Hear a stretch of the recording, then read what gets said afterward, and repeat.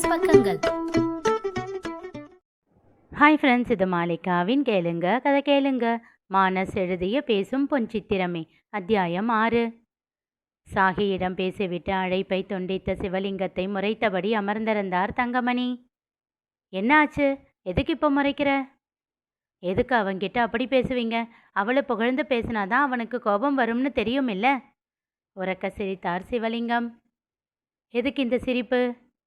உன் பேத்தி அப்போவே சொன்னான். அவ சம்பாதிச்சு வீடு வாங்கி என்னை மட்டும்தான் கூட்டிகிட்டு போவாளாம், உன்னை கூட்டிகிட்டு போக மாட்டாளாம். ஏன்னா உனக்கு உன் பேர மேலே தான் பாசம் அதிகமாம். அது சரின்னு நிரூபிக்கிற பாத்தியா என்று விட்டு மீண்டும் உறக்க சிரித்தார். கொழுப்ப பார்த்தீங்களா இவளுக்கு? அப்படியே அவள் அம்மாவுக்கு தப்பாமல் வந்து பிறந்திருக்கா. சாயந்தரம் பேசுவாள்ல, அப்போ வச்சுக்கிறேன். கோபமாக நொடித்து கொண்டார். மீண்டும் உறக்க சிரித்தார் சிவலிங்கம். பார்வையை சுழல விட்டபடி சேரில் சாய்ந்து அமர்ந்திருந்தால் செந்தமிழ் இசை.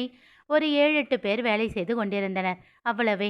கிட்டத்தட்ட 15 பேர் வேலை செய்வதாக சாகி சொல்லியிருந்தானே என்று அவள் யோசித்து கொண்டிருக்கும் போதே மீண்டும் அவளிடம் வந்தாள் ரிந்தியா. அவள் முன் ஒரு லேப்டாப்பை வைத்து, இதெல்லாம் இதுவரைக்கும் நாம் பண்ண ப்ராஜெக்ட்ஸ். சார் உன்னை கோத்ரூ பண்ண சொன்னார் என்றாள். ஓ, தேங்க்யூ. It's okay. ஆஃபீஸில் மொத்தம் எத்தனை பேர் வேலை செய்கிறாங்க? பார்வையை சுழல விட்டபடி கேட்டாள். 16 பேர். இங்கே அவ்வளோ பேர் இருக்கிற மாதிரியே தெரியலையே. 4 பேர் அவுட் ப்ராஜெக்டில் ஒர்க் பண்ண போயிருக்காங்க. ஓ, அப்போது கம்பெனிஸில் போய் ஒர்க் பண்ணி கொடுக்குற மாதிரி ப்ராஜெக்ட்ஸ் எல்லாம் கூட வருதா?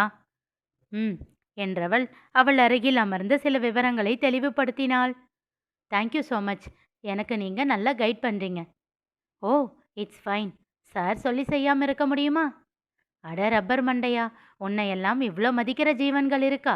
இதெல்லாம் பார்க்கணும்னு என் தலையெழுத்து, தனக்குள் சொல்லிக்கொண்டாள். ஆனால் வெளியில் ஈ என்று இழித்து வைத்தாள். சாருக்கு உங்கள் மேலே ரொம்ப அபிமானம் போல. புதுசாக வந்த என்ன உங்களை நம்பி விட்டுருக்காரே. ஒரு கூடை ஐஸை அவள் தலையில் கொட்டினாள். அவள் வாயெல்லாம் பல்லாக எஸ் எஸ் அஃப்கோர்ஸ் என்றாள். So sweet of you. பார்த்த உடனே உங்களே எனக்கு ரொம்ப பிடிச்சிருச்சு. Thank you thank you. அவள் கண்களில் நட்சத்திரம் மின்னி போனது. யாரோ உற்று பார்ப்பதைப் போல் தோன்ற சட்டென்று திரும்பி பார்த்தாள் இசை. அதுவரை அவளை கண்காணித்து கொண்டிருந்த ராகவன் அவசரமாக முகத்தை திருப்பிக் கொண்டான். அதனை ரிந்தியாவும் கண்டுகொண்டாள். அவன் உன்கிட்ட ஏதாச்சும் பேசினானா? ஏன் அப்படி கேட்குறீங்க? இல்லை, வரும்போதே அவன்கிட்ட நீ ஏதோ கோபமாக பேசிக்கிட்டு இருந்த மாதிரி தோணுச்சு. இப்போவும் அவன் உன்னை ஏதோ உத்து பார்த்துக்கிட்டே இருக்கான். தேவையில்லாத கேள்வி ஒன்று கேட்டாரு. சட்டுன்னு முகத்தில் அடித்த மாதிரி பதில் சொல்லிட்டு வந்துட்டேன். ஓ, அதுதான் கரெக்ட். அவன் கொஞ்சம் அப்படித்தான். எல்லாத்துலேயும் மூக்க நுழைப்பான். HR மேனேஜர்னா 2 கொம்பு முளைச்சிருக்கா என்ன? அவனுக்குத்தான் தனி கேபின் இருக்குல்ல. ஆனால் இங்கே எதுக்கு உட்காந்துருக்கான் தெரியுமா? யார் என்ன பண்ணுறாங்கன்னு பார்த்து பார்த்து சார்கிட்ட போட்டு கொடுப்பான். அப்படியெல்லாம் பண்ணி தான் அவர்கிட்ட க்ளோஸ் ஆக ட்ரை பண்ணுவான். அப்புறம் பொண்ணுங்க கிட்ட கொஞ்சம் க்ளோஸாக மூவ் பண்ணவும் ட்ரை பண்ணுவான். Be careful. கடைசி வரியை மெல்லிய குரலில் கூறினாள். ஓ, இதோ இங்கே லெஃப்டில் 2ஆவதாக உட்காந்துருக்காளே, இவ அப்படியே அவனுக்கு ஆப்போசிட். சரியான கல்லூலி மங்கி. யார்கிட்டையும் ஒரு வார்த்தையும் பேசாது. 1 ரூபாய்க்கு வேலை செய்ய சொன்னால் 100 ரூபாய்க்கு வேலை செய்யும்.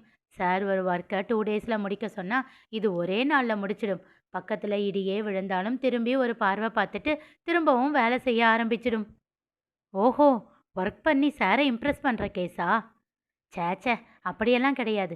அது சார்கிட்டையும் பேசாது. ஓ, அப்போது ஒர்க்கஹாலிக்னு நினைக்கிறேன். இருக்கலாம். அவள் பேரை தவிர இங்கே யாருக்கும் அவளை பற்றி எதுவும் தெரியாது. ஓ, எத்தனை நாளாக ஒர்க் பண்ணுறாங்க?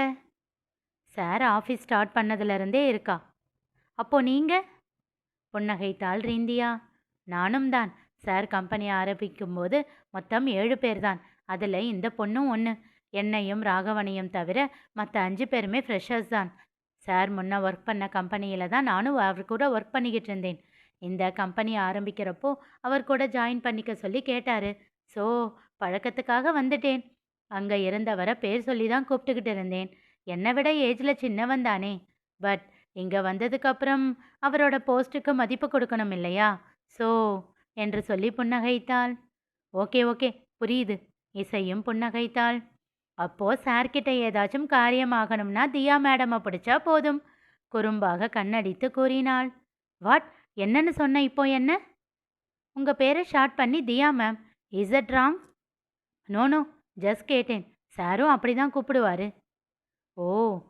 ரிந்தியா அவளை அழுத்தமாக பார்த்தாள். என்ன ஆச்சு மேடம்? உண்மையை சொல்லு. சார் என் பேரை உன்கிட்ட சொன்னாரா? ம்.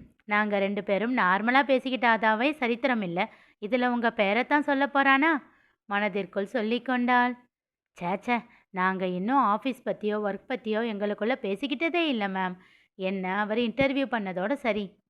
ஓகே ஓகே, அப்போ உனக்கும் சாருக்கும் நல்ல வேவ் லென்த்துன்னு நினைக்கிறேன். பக் என்று சிரித்து விட்டாள் இசை. அட, நமக்கே சிரிப்பு தானே வருது. ரிந்தியா அவள் சிரிப்பதை ஒரு மாதிரி பார்த்தாள். அதன் பிறகே தான் செய்த தவறை உணர்ந்தாள். சாரி மேடம், நான் கிண்டல் எல்லாம் பண்ணலை. உங்கள் பேரை ஷார்ட் பண்ணால் அப்படி தானே வருது. ஆனால் இதுக்கெல்லாம் வேவ் லென்த்துன்னு சொல்லவும் எனக்கு சிரிப்பு வந்துடுச்சு. Sorry madam. It's okay. இதற்கு மேல் பேசினால் தன் வாய் சும்மா இருக்காது என்று உணர்ந்தவள், ஓகே மேடம், இதை கோத்ரூ பண்ணிட்டு ஏதாச்சும் டவுட் இருந்தால் உங்களை கேட்குறேன் என்று விட்டு லேப்டாப்பில் பார்வையை பதித்து கொண்டாள் இசை. இனி நிகழப்போவது என்ன தெரிந்து கொள்ள தொடர்ந்து கேளுங்க. கதை கேளுங்க. மீண்டும் சந்திப்போம்.